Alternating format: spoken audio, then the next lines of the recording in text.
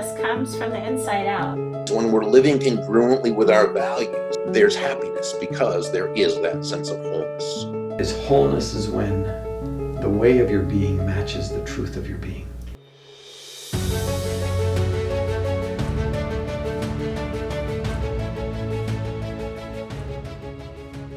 This is part 2 of my conversation with Hugh Vail.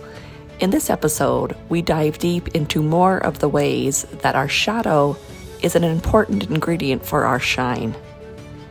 If you haven't already, please subscribe, write a positive review, and share this podcast.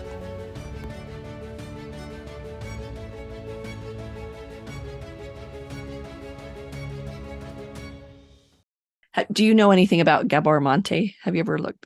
Oh, he's only one of my favorite authors and podcasters. Like every morning I just search his name to see what new thing got posted on the internet from him. Yes. Yeah. Have you seen there's a little YouTube video, but I think it's by After School. It's a cartoonish. It's him talking and it's like a cartoon. Oh, I haven't seen it. I'll have to link to it.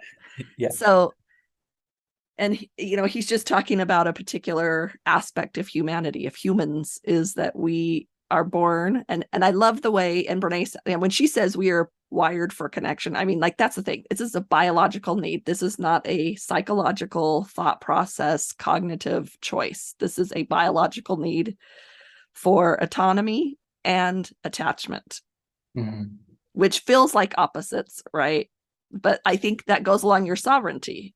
Yeah. It's to walk alone together. Yes. Because when you graduate from, I like your metaphor, so I keep going back to it. But when we graduate from the 2D square to the 3D cube, right? What part of the graduation is that we have to start operating by paradoxes, right? And that's a paradox, to walk alone together. Yes, that's a paradox. That's a paradox. Yeah. And, from the research, I've read enough of the research to understand that when they are talking about attachment, they're talking about emotional connection. Yeah. Because so much in the healing spiritual space right now is like, don't have attachments. Right. And there's two different definitions to that one word. True. And so autonomy plus connection. Yes. Is sovereignty. Yes. That's the ability to walk alone. I'm independent, but I choose you. Now, I would never choose anyone who wasn't like me, because we can only attract what we are, not what we want. Right. So the sovereign will always attract the sovereign. The secure always attract the secure. Yeah. The insecure always attract a form of insecure. And so, but yeah, the autonomy plus the attachment or the connection. That's sovereignty. Yeah. And he even goes into that video about the kinds of things that we do. So I think he gives an example of, like, when we're young and we reach into a cookie jar to get some cookies and we get in trouble. So our autonomy for wanting a cookie is in conflict with our connection or attachment, because our mom or dad or whoever is getting angry at us. Yes, I've heard him talk about that. Yeah. So that we will, so these parts of us that we cut off, we cut off that autonomy over and over again in order to keep that attachment. And that's what I'm hearing so then, and then I think then we get to be adults and we are not whole because we've cut off ourselves. Yes. In the belief that we will not have that connection or attachment. And that, to me, that threatening of attachment or connection is like the top tier problem in our society. If we didn't have threat of disconnection, then I just, maybe I'll change my mind in a minute, but that's like, I just think that is the ultimate fear from our biology, and that we would even sacrifice our autonomy to have that attachment. Yeah, I think that is a chapter in the short verse of the creation story, Yes. when Adam is told it is not good for man to be alone. I think when we dive into the science behind that, what we're talking about is this deep innate desire in the nervous system to do things with others, right, to be in a family, to be in the herd dynamic or the pack dynamic. right. It is within nature's biological portfolio to say, I'm going to be better off when I have others with me. And our nervous system is hardwired to understand that. The limbic brain just knows that. And so I will compromise my autonomy to be in family. I'll compromise my connection to try to be autonomous, right? Like yes, it just kind of depends on the personality and which one that they're going to do, because we need them both and they feel like they're a paradox, right? So and I think that's actually, if we could read a chapter in the creation story of mankind, we would find this whole chapter to be about the mirror and about sovereignty and about the nervous system and how to obtain all of that. And our current society has no idea. Right. I know. None ideas. And somehow I take it upon myself that I need to teach society. Yeah. It's like, because it's so. I do the same thing. I know. It's like, this is like, we can change everything. We can change everything when we understand some of these simple tools. And like you say, back, even rewinding, I would agree with you. When I move into this bigger place, and that's the thing, when I understand this, then that acceptance of people like becomes so much easier when I understand when I allow for wholeness to be part of who they are, including the shadow, including the light. And I like your shine, your shadow and shine. I really like that. Yeah. I mean, there's just the love multiplies. I mean, it just exponentially when I can start to see people as whole beings, and there's wounds and traumas that we look at and discover. I mean, so I've done a lot of trauma training, and to really understand trauma as not an event, but as a injury to the nervous system. Yes. And that's what we're trying to heal. We're not trying to make that traumatic event disappear. It's not possible. Right. But that there's an injury to that nervous system, and that's what's causing havoc. And that's what we're trying to look at. But it has nothing to do with your wholeness. It's an injury. Yeah. And that injury creates a belief. And then that belief resides down at the atomic level, according to the science of Bruce Lipton. And it starts making the decisions. It starts making the decisions. Yeah. And even then, looking at people, highly trauma. I've gotten to where I can, everybody's traumatized, but these highly traumatized people, and you recognize they're living in this motion of life that is not even half under their control. Yeah, not at all. But that's the unawakened man or the unawakened woman. Yeah. It's that my nervous system is running everything and I have no conscious awareness of it. Right. And that's what makes me a victim. Yes. Right. Because I don't want these things to show up in my life, but they keep showing up. And it's like, well, so here's what happened about a year ago. I had significant loss in my life that I had chosen to, and became more loss and more pain than I was anticipating. And then I was like, this keeps happening in my life. And through a series of meditations, I was thinking about, prayers I was praying, all of it, I heard this feeling. And what the feeling said to me was, the first healing miracle that Jesus ever performed was healing his own emotional wounds and traumas. Mm. And all other types of healing come after. Mm.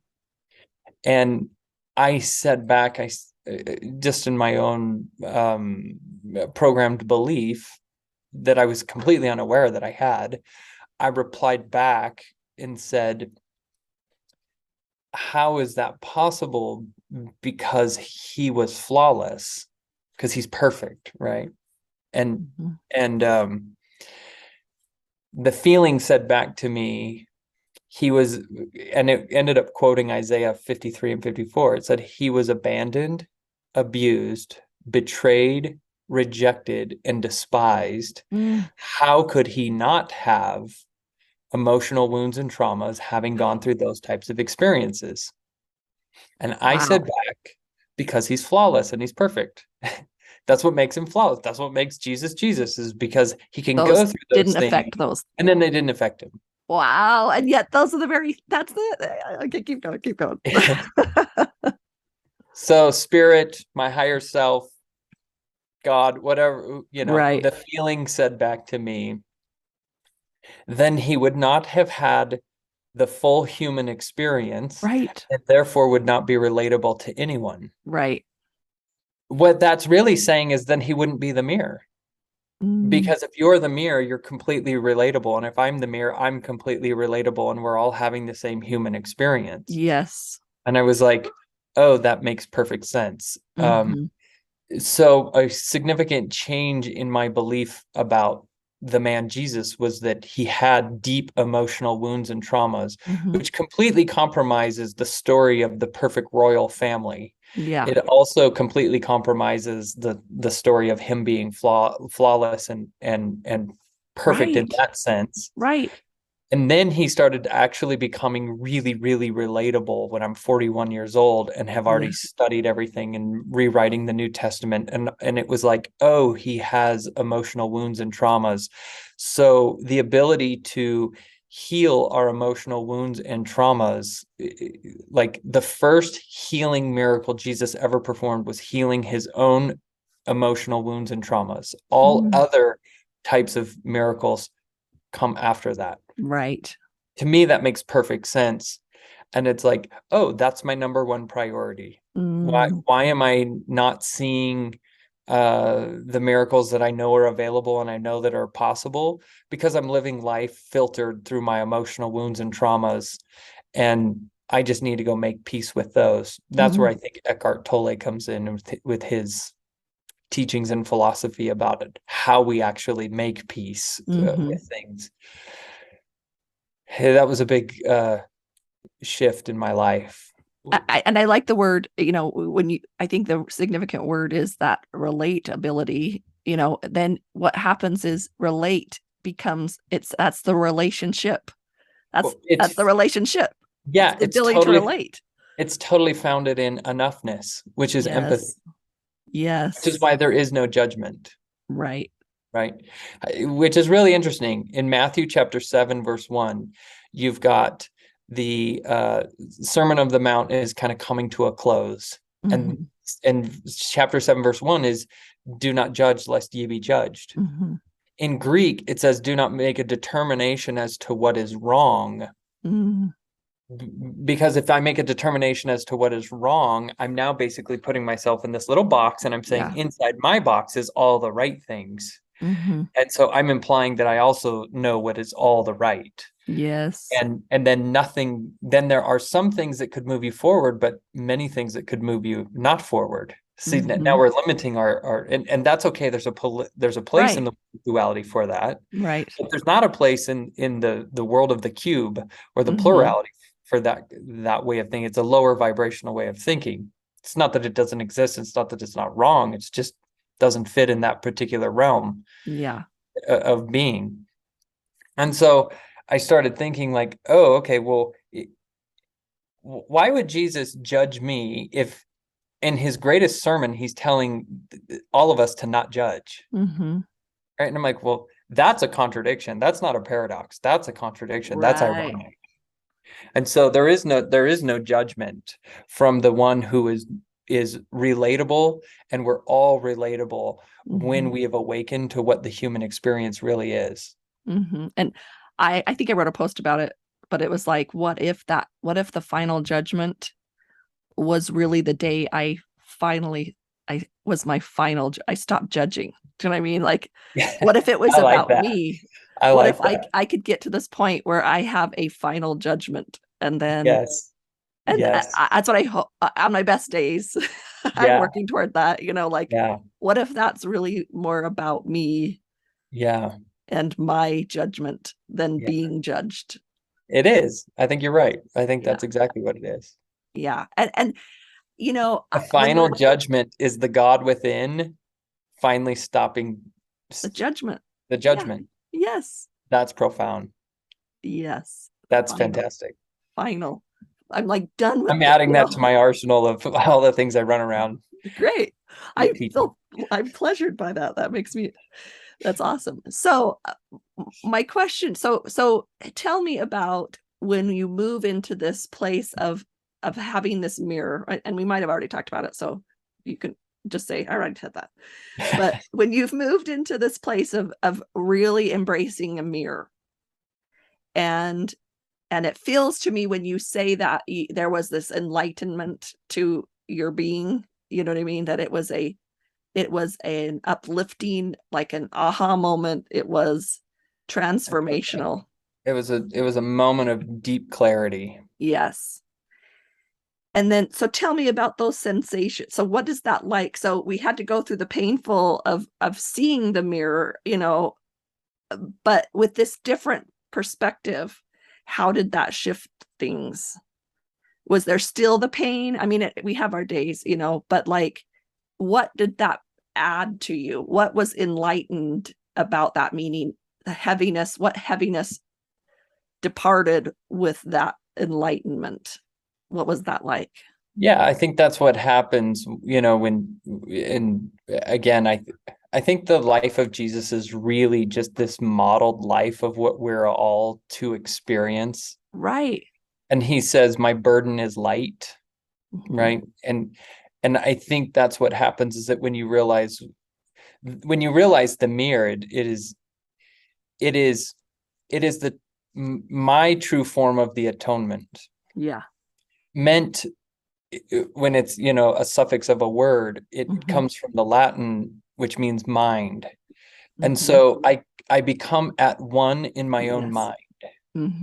Yes. And that's where my prefrontal cortex is, my storyteller. The storyteller, or the prefrontal cortex, comes in two camps. It's the way I interpret the story, then how I go and tell that interpretation to others, or, most particularly myself. Yes.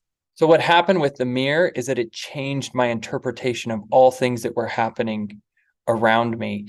Nothing then was happening to me.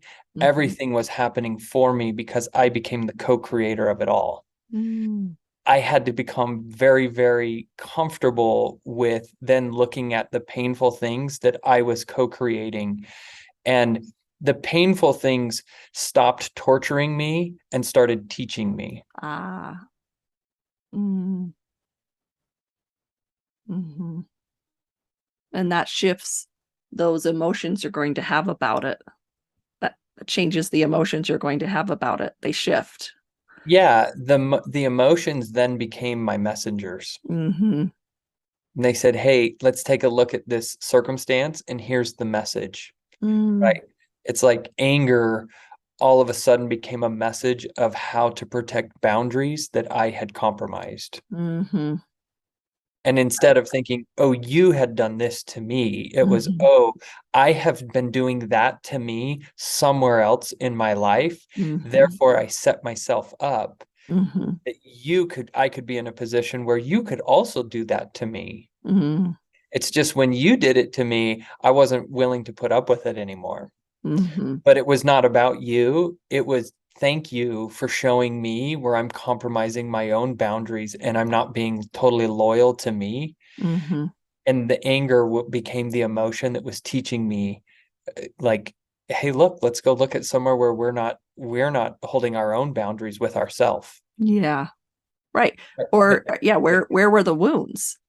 Right. Anger is Yeah, that's where the empathy comes in. Is Yeah. like, okay, why am I doing this? What is this Right. belief? And so then I'm diving into the origin of the wound, Mhm. which is different than the pattern of the wound. Right. Right. And so then I'm coming back to a place, maybe it's in my childhood or maybe it's in my teen years. It's somewhere where this belief about me was accepted. Mhm.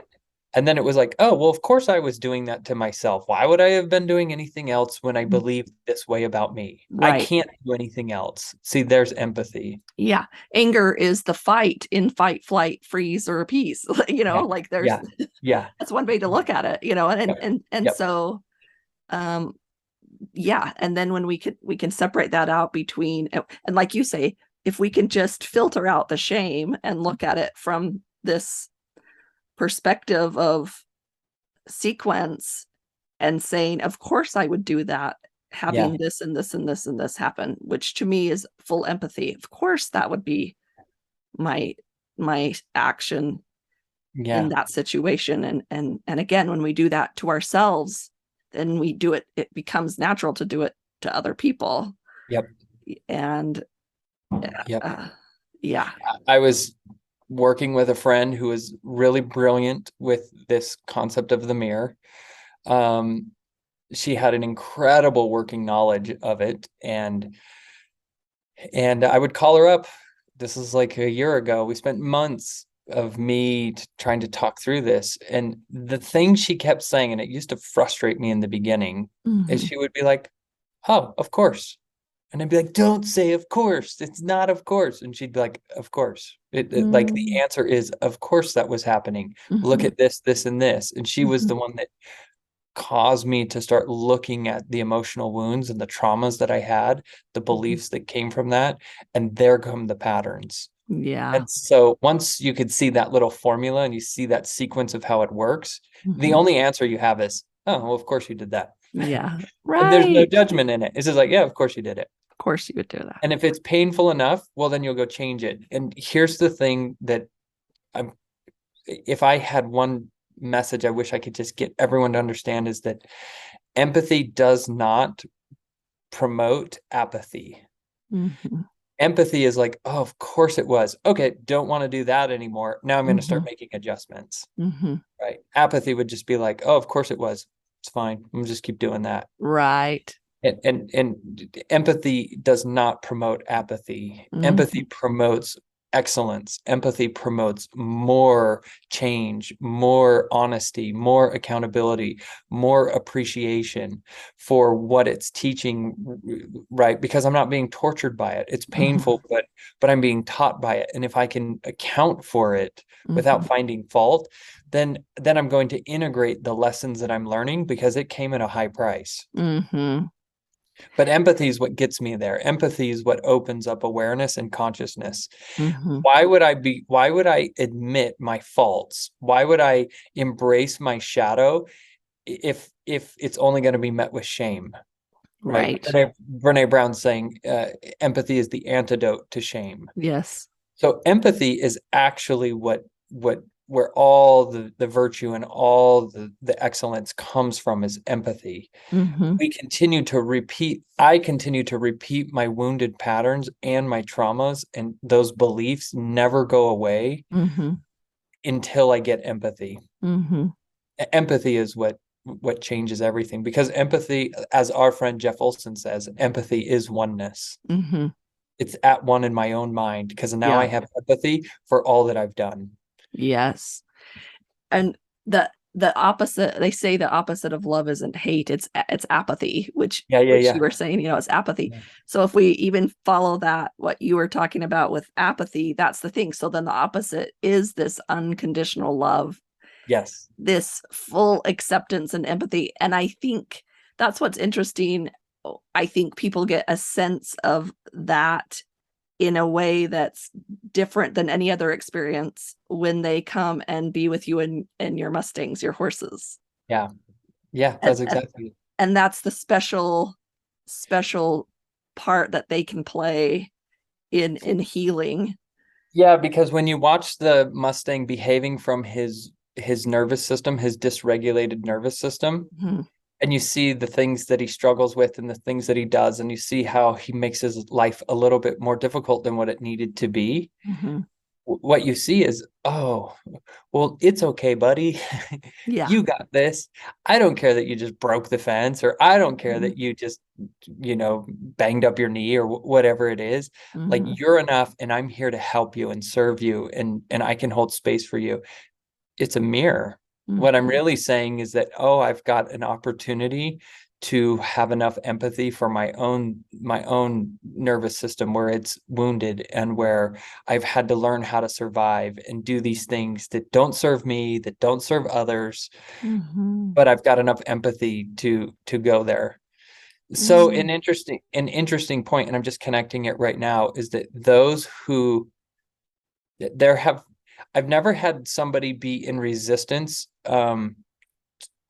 in the presentations or in the 4-day immersives. Everyone that's there eventually loves it, and we put it in enough context, and I've got enough great facilitators to help with that. It's those who can only observe it from a distance and then can't look at it. They're too afraid of the mirror. And what I realized is that's because they're that full of shame. There is no space for empathy. I can't hold enough. Like, if I have to watch that Mustang, and I see myself in the struggles of that horse, and I can't find empathy for myself. So they walk away. I've really only known 2 people out of thousands. Neither of those 2 people have watched or participated in the entire experience. They could only handle a small portion of it. It wasn't because they disagreed with it. It was because they're so filled with shame. They just couldn't have empathy for themselves. Wow. I feel, when you tell me that, I feel disembodied, even just, like there's no capacity because we're not fully embodied. Yeah.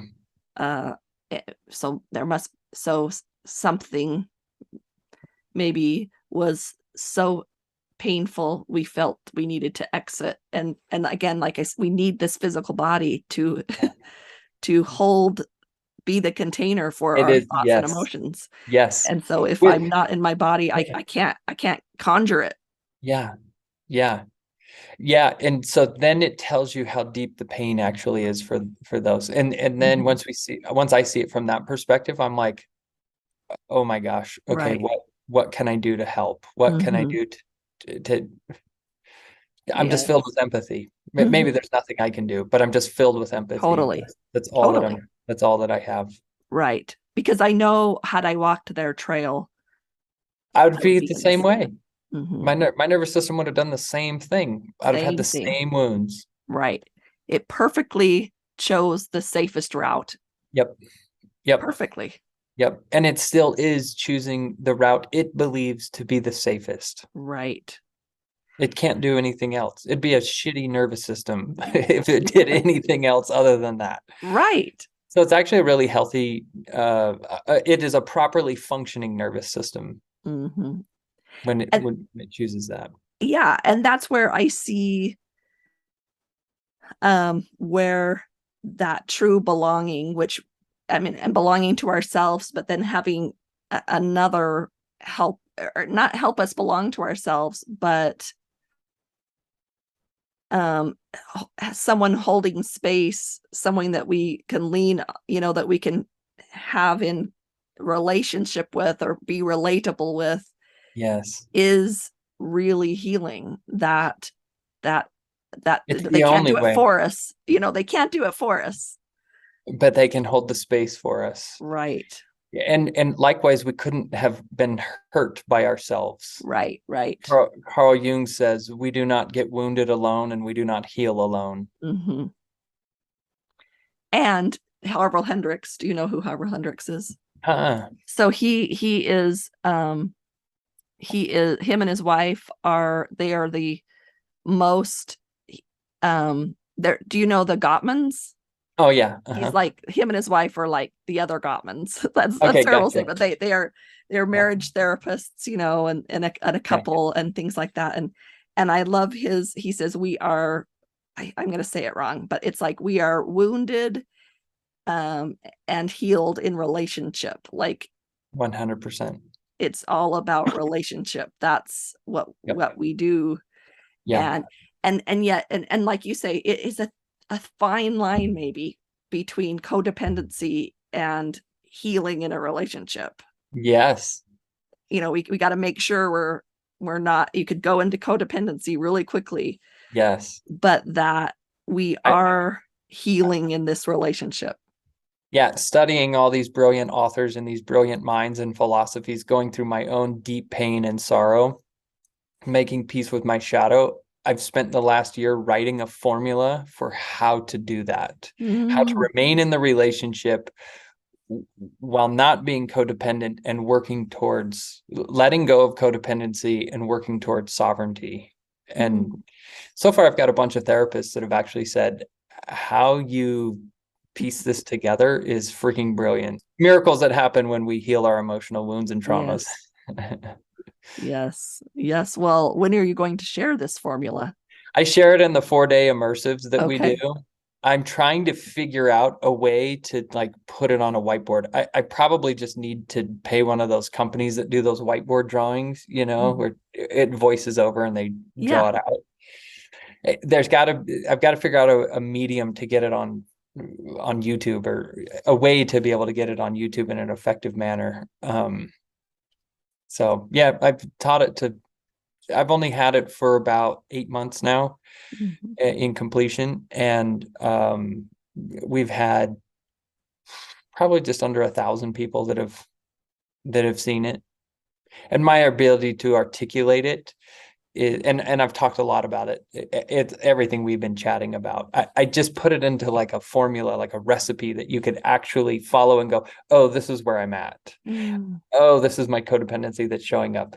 Oh, this is how I'm changing the story and changing the narrative, and I'm becoming a co-creator, and I'm honoring that part of it. So largely what we've talked about, I just simplified it so you could like look at it like a cookbook. Yes. Or a blueprint. Yes. And I know you're interested in the Enneagram. Oh yeah. You like the Enneagram. So what type are you? What Enneagram number are you? I think I was a 7 if I remember. Okay. I'd have to go look at the result. I took it, and I was with some friends, and then they read the book and they were like, oh, this makes so much sense. And we were like in an outing event, and so I wasn't fully engaged, but I'm pretty sure I was a 7. Well, I mean, just because I think that's another piece is, for me, the Enneagram helped me see a little bit of my virtues and vices and how they both work together inside me. And how and it helped me to let go, to have empathy, and to let go of the judgment of certain things. Do you know what I mean? Like it was, that's the tool that I like about that the most. The one I've been involved with for probably the last 5 or 6 months, oddly, how I got involved with this mostly because of friends and community, because they're so in it. So they're constantly like, oh, this is because of this. And then they're reading me this stuff, and I've then spent way too many hours on TikTok watching people who are experts in this. But it's human design. Have you got into human design? I've heard of it. I've heard of it. Yes. And that helped me. I arrived at the same. It was bizarre. It's bizarre how accurate my human design profile is to my life, to my personality. Like bizarre. So what is your human? Tell me what I'm trying to think of what I was. I could. What's your? Isn't it like a name? Like a. Yeah. So in my human design, I'm a projector. Okay.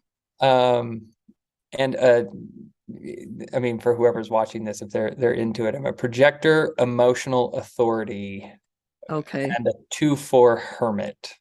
Oh wow. Okay. Some of that stuff I don't fully understand. Right. The projector part, just the general, profile or portfolio of a projector fit me perfectly. Right. In fact, I then started using it with my inner circle, my closest friends, and I said, "Hey, read this about," and they were like, "Oh my gosh!" So I got them to do it, and then I read about them, and we have improved our relationship because they now understand. They're like, "Oh, that's why you always want to take naps. We were just trying to like convince ourselves that you weren't lazy," and I'm like, I don't generate my own energy. I feed off of other people, and then I get exhausted, and then I got to go take a nap, and then I feel good enough to. And I Wow. shamed myself for so many years, just because I didn't understand this. But here, this profile is laying it all out there, and oddly bizarre that it was so accurate. So I think, is there a thing called a manifesting generator? Is that what you are? I think that's what I am. I don't know exactly what that means. That makes perfect sense. I know enough about it, but Okay. but basically you manifest and you generate. You're like, oh, here's my idea, and we're gonna go do it, and then you do all the work, all the little like checklists and checkbox to make sure it gets done right, and you just go. I'm like the complete opposite. I'm like, here's the vision, here's how it needs to be. I gotta go take a nap now. Well, and it's so funny because when you're like, we got to get it up, I'm like, okay, at the end, I'll talk to you about maybe like we have some tools. Maybe we could get that up on the internet together. Yeah. I'll do all the background, getting all that thing, getting your equation up on the internet. Yeah. In probably in like 3 years from now, I've taken a long enough nap, and I'm like, I'm going to call a company that will do that and get that done for me. Like, that's how long it'll take. Interesting. Well, I need generators, and I need manifesting generators in my life. They have to be a part of my inner circle for everything we do with the 4-day immersives. Are made up of manifesting generators and generators. They're the ones that actually put everything together and make it happen so people can come out and have a good experience. Then what's really funny, and we didn't plan this because it all happened it happened prior to me understanding human design.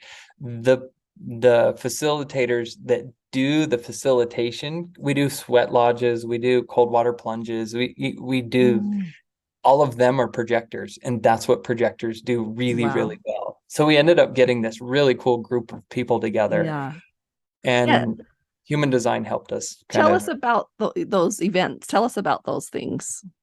I looked at I think that most retreats are pretty fluff.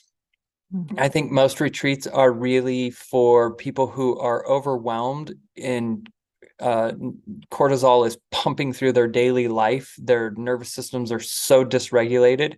And so they need a retreat from the chaotic dysregulation of their nervous system and all the cortisol and adrenaline that's constantly running through it. So they go to a retreat, and what they're filled with, what I call fluff, but they're really filled with really good food. It doesn't even necessarily have to be nutritious food. They're just filled with dopamine. Yeah, I was just going to say dopamine hits. That's exactly what I was just going to say. That's all most retreats are. Yes. And I used to be pretty in judgment of them. I believe that there's a place for them. That's not what ours is. Ours are for the people who are saying, I have done the work. I've read Eckhart Tolle. I've read Richard Rohr. I've read Jordan Peterson, Brene Brown. I'm trying to figure out what are actual things I can do to embody all that I know. And so our 4-day immersive is really just an embodiment of all of that. Gabor Mate stuff. It's like, here's the things where you can learn to really negotiate with your nervous system, understand your wholeness. So we have a mixture of IQ, all the knowledge and the study. And to come out to our retreats is not the easiest thing to do, because we send out videos and articles that we've written and everything, because we want you to have the IQ before you show up, because we want to maximize the mileage that we get with our guests to where it's all EQ. The change actually happens in the embodiment of the emotional intelligence. We're repeating the patterns that we're repeating, not because of the knowledge that we have, but because of the lack of emotional intelligence and emotional maturity. And that's where the emotional wounds and the traumas are getting in the way. So we help people identify that and then be able to embody the emotional intelligence and maturity by just changing the narrative around what's going on and giving them actual tools to regulate their nervous system and have experiences with that. That's how I would define it. It's probably the best way I've ever defined it, actually. Well, good. For some reason, somewhere along our humanity, all the layers of shame and that we have put on the physical, just in the physical body, just on the physical body. Yeah. Just even that it's bad, ugly, right, smelly, even just those things get that so it needs to layered be upon. different than what it is. Yeah. Yeah. And so why are we wanting to be in this? So all of that layered on top of our nervous system issues, you know what I mean? So I hear you saying that, this dysregulation, those are physical, that's like a physical manifestation of, I don't want to be in this body. It feels very uncomfortable to be in this body. That is dysregulation. Yeah, because have you got into Bessel van der Kolk? I took a training from him. Oh my gosh, he's amazing. I love all of his stuff. And he's got this quote, I just posted it the other day. He says, trauma is defined by not feeling seen or known. What that means is that the nervous system feels regulated, is in the parasympathetic state when the body feels seen and heard. So when I can feel seen and heard, I'll feel like I belong. I'll feel like I'm accepted because I feel seen and heard. The nervous system then regulates, and I step into the parasympathetic states. So that, which is really interesting, because then that might put a new translation or a new interpretation on what Jesus was talking about when he said that if you lived this way, you would then have eyes to see and ears to hear. Wow. What is it that you're seeing? Well, you're seeing yourself. What is it that you're hearing? You're hearing yourself. And now that I can do those to me, I can then hold space and do that for you. Now I'm really in a true community, because there's no blaming, there's no complaining, there's no shaming, even though we still have our deficiencies, because I fully see myself and I fully hear myself. Now I fully belong to myself. I fully accept myself. That's how the nervous system defines feeling safe or safety. Yes. And so what we do, our number one review, we literally have the best reviews. It's just incredible, because I say it's incredible because how we've been able to embody it all and provide an experience for those who attend is really incredible. It's not me, it's the facilitators. It's like how we dance together. It's not the things we actually do, it's how we do it. And the number one thing that we get back feedback on is, I finally felt seen and heard. Wow. That is healing. That is the ultimate healer. And you speak about even Jesus and his miracles, and that's the thing. He always asked, "What do you want?" It was never he never assumed. Yeah. He never assumed that the blind man wanted to see. Yeah. He asked, "What do you want?" He saw. He heard and listened and saw them as they wanted to be seen, not as he projected upon them. And exactly, that was the true healing, I think. Exactly. Yeah, that's amazing. Of course, you're read in and researching all the same things that I am. That's of no surprise. Yeah. So when you listen to I think there's 3 seasons of learning how to see, and there's only like 8 or 9 episodes, so you can get through it. So when you're done, because you will love it. You will love it. And I will send you a link to send me the video. Link, and I will dive in on it. And then and so when so afterwards, so just while you're watching this or listening to it, like when I mean, so I get to meet with this Brian McLaren, and he yeah, he's a member of the Center for Action and Contemplation, and he, when he says, I'd like to stay in touch, like, yeah, like, okay, yes, like, it's your people. Do you know what I mean? Yeah. Like, it's like, of course he would feel that way, right? people. Of course he would feel that way. He found someone that really is embodying it. I hope so, man. Yeah. It's hard to be separate. My attachment desire is right there. Wanting to be, make me cry. Wanting to be, because it's not like the world, or Right. That's a weird word, but it's Well, you feel seen and heard. yeah. That's Yeah. what you feel. To be with people that have woken up, see them, see themselves, their own things, and another person. Yeah. It's just okay. It's like it keeps me going a little longer to like, okay, we can do this. Yep. We can just keep moving through, and ones that do want to share it in empathy, like that's really important for me. Yeah. Like, and then did you ever read William Paul Young's book, Lies We Believe About God? Did you ever read that book? I didn't read it. I do own it though. Okay. But I haven't. He has a whole chapter on there about the perfection of Christ. And I always think of this. He says that I think it was his grandson came to him and just said, I remember, or he was learning math and he was missing his math. He was doing it wrong. And he just said, he said, I think Christ he probably got math wrong. Uh-huh. Because in order to learn how to do it right, you have to do it wrong. Like, you know what I mean? And this is the concept that he could say, like, oh, he probably, and that whole idea of of the overlay we put on it, like, yeah, he knew how to do math perfectly. Yeah. Yeah.